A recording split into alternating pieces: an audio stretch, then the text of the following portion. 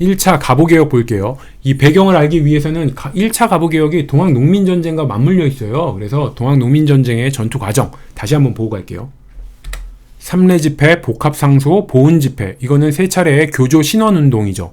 이 교조 신원운동 이후에 전봉준이 고부밀란을 일으키고요. 무장봉기와 백산봉기를 거치면서 1차 농민전쟁이 시작이 돼요. 그래서 황토현 전투 이기고 장성 황룡천 전투 이기고 전주성까지 점령을 하죠. 여기까지가 동학농민군이 전쟁을 벌여서 승승장구하는 거예요.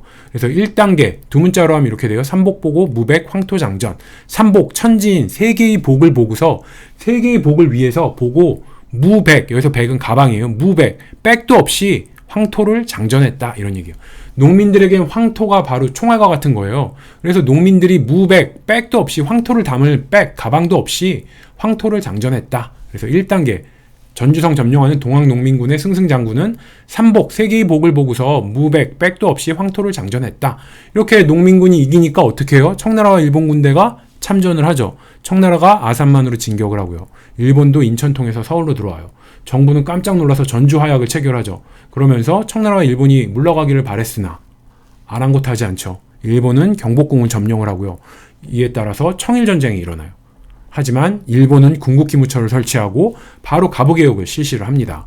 이렇게 청나라와 일본이 막 간섭을 하니까 동학농민군이 논산에서 다시 집결을 해요. 2차 전쟁을 위해서요. 2차 농민전쟁을 위해서 논산에서 집결을 하지만 공주 우금치 전투에서 지고 보훈 전투에서 한 번 더 지면서 동학농민전쟁이 패배로 돌아가는 거죠.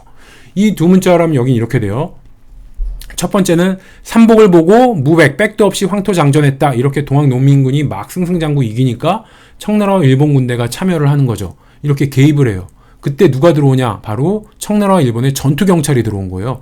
이 청나라 일본 청일정경이 청나라와 일본의 전투경찰 중에 누가 있었냐면 청나라 공주도 참여를 해요, 여기. 그래서 청일정경, 청나라 일본 전투경찰 중에 청군갑, 청군 갑옷 입고 논에 있는 공주보소, 이게 청일정경 중에 청군 갑옷 입고 논에 있는 공주보소, 이게 2단계예요. 청나라와 일본이 개입하는. 갑오개혁이 어디쯤 있는지 보면은 청나라 들어오고 일본 들어오니까 정부가 깜짝 놀라서 전주화약을 체결했지만 일본은 아랑곳 안 하고 경복궁을 점령해버리면서 청일전쟁이 일어나요. 청일전쟁이 일어나는 와중에도 일본이 궁극기무처를 실시해서 갑오개혁을 실시하더라. 그럼 1차 갑오개혁의 배경을 보면 정부는 동학군과 전주화약을 체결하고 교정청을 설치하죠. 그래서 조선정부도 자주적으로 개혁을 추진하려고 막 하고 있었어요. 하지만 청나라와 일본이 들어와서 일본이 개혁을 강요를 하죠. 일본이 경복궁을 점령을 하고 친일 내각을 구성해서 개혁을 추진을 합니다.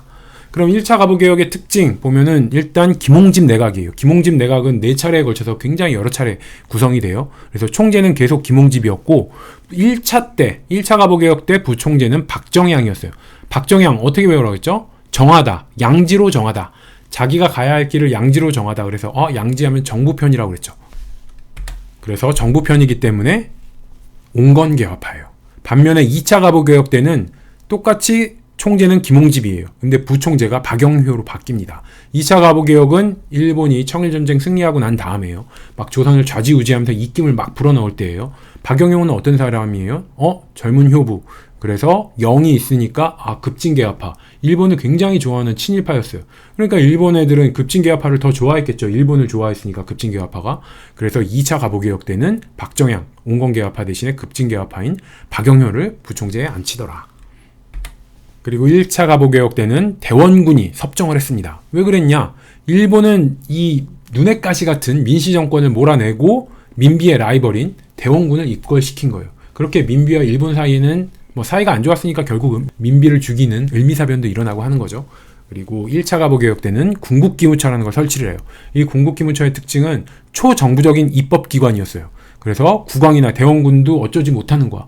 그러니까 국왕이나 대원군의 간섭 없이 개혁을 추진할 수 있었습니다.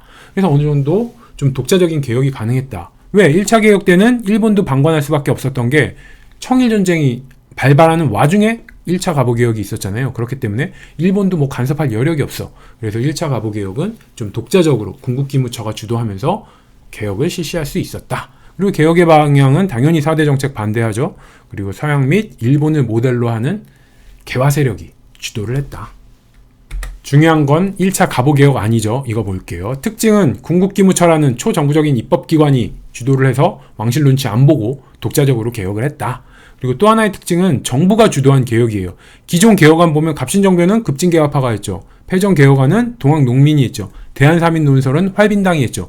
이렇게 특정 주체들이 개혁안을 냈는데 갑오개혁은 정부가 주도를 한 거라서 행정 실무도 많이 있고요. 좀 디테일한 개혁안이 많다. 이런 특징이 있어요.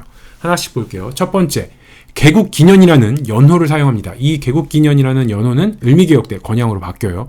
그래서 개국기년 무슨 뜻이냐? 개국, 나라를 세우다 이런 얘기죠.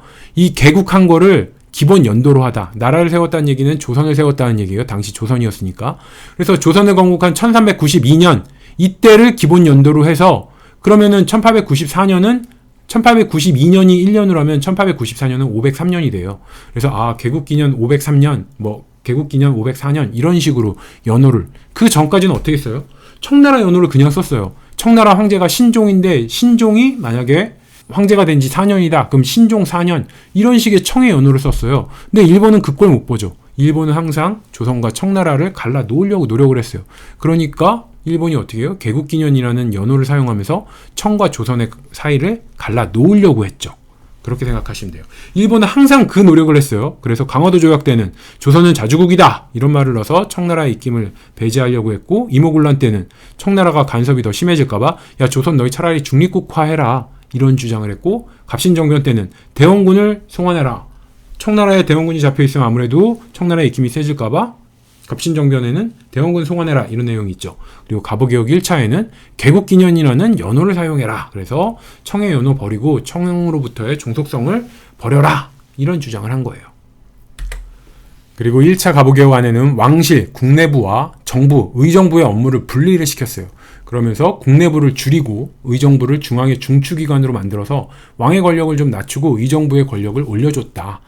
이런 생각을 하시면 돼요. 민비가 당시에 국고를 자기 돈인 양 엄청나게 탕진했어요. 원더우드에게 100만 양 주고 1년 예산에 한 20% 이상을 준 거예요. 이렇게 민비는 사적으로 돈 쓰면서 야 이거 다 정부 일이야 이런 식으로 주장을 하는 거예요. 근데 1차 갑오개혁은 군국기무처가 독자적으로 개혁을 했다고 그랬죠. 이 얘기는 민비 눈치를 안 보고 했다는 얘기예요. 그러니까 어떻게 해요? 왕실, 국내부와 정부 업무를 분리시키면서 국내부를, 왕실 사무를 축소시켰다는 거죠. 이게 군국기무처라는 독자적인 기구가 있어서 가능했다. 이렇게 생각을 하시면 되고요. 비교해서 보면 이 대한제국, 광무개혁 때는, 광무개혁은 뭐예요? 황제를 끝없이 높이는 거잖아요. 황제를 높이기 위해서는 돈도 필요해. 그래서 황실의 재정을 담당하는 국내부의 내장원을 확대했다. 그래서 광무개혁 때는 국내부에 힘을 실어줬어요. 아무래도 황제를 높이기 위해서. 반면에 1차 갑오개혁 때는 독자적인 기구, 군국기무처가 민비의 눈치를 안 보면서 국내부와 의정부의 업무를 분리시키고 국내부를 축소시켰다. 이렇게 생각하시면 돼요. 그리고 1차 갑오개혁 때 탁지 아문으로 재정을 일원화합니다. 갑신정변 때 했죠. 갑신정변 때는 호조로 재정 일원화 했고요. 갑오 1차 때는 탁지 아문. 그래서 호조, 조보다는 아문이 좀 더 뒤 시대, 현대적이라고 그랬고요. 탁지 아문보다 갑오개혁 2차 때는 탁지 부가 돼요. 부는 지금도 쓰죠. 기재부, 국토부 이런 식으로. 그래서 아문보다는 부가 더 뒤다. 그래서 갑신정변 때는 호조, 그리고 1차 때는 탁지 아문, 2차 때는 탁지 부. 이렇게 변하더라. 이 흐름으로 외우라고 말씀드렸어요. 6조를 8아문으로 바꿔요. 그래서 8아문과 의정부를 중앙정부의 실질적인 집권 기구로 만듭니다. 비교해보면 2차 때는 8아문을 7부로 변경을 해요. 그래서 이거 정리하면 돼요. 갑신정변 때는 호조로 재정 일원화했죠. 그리고 6조를 중시를 했죠. 그러다 1차 때는 호조를 탁지 아문으로, 조보다는 아문이 좀 더 뒤라고 그랬어요. 그래서 1차 때는 탁지 아문이고 이 당시에는 6조를 8아문으로 바꿨다. 아문이 나오면 갑오개혁 1차. 그랬다 2차 때는 부로 바뀌었다고 그랬죠. 탁지 부 하면서. 그래서 2차 갑오개혁 때는 탁지 부로 바꾸고 중앙기관도 7부로 바꿉니다. 갑신정변 때는 호조 6조고 1차 때는 탁지 아문의 8아문.